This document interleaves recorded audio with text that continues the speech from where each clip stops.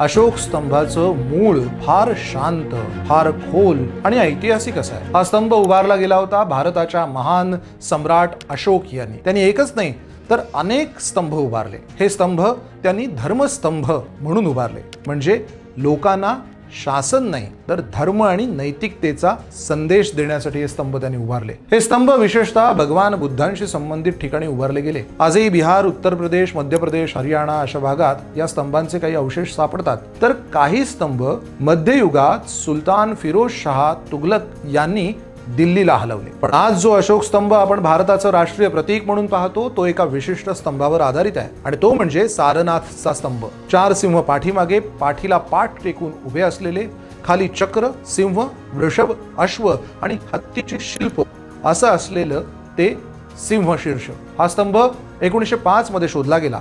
शोध लागला तो योगायोगानं नाही तर संशोधनामुळे.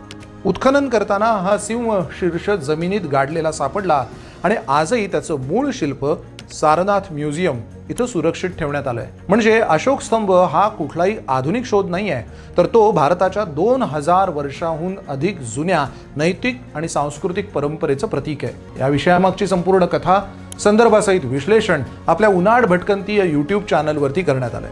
नक्की पहा आणि अशीच वेगळी विचार करायला लावणारी भटकंती ऐकायची आणि बघायची असेल तर इंस्टाग्रामला फॉलो करा आणि आमच्या YouTube चॅनलला सबस्क्राईब करायला विसरू नका.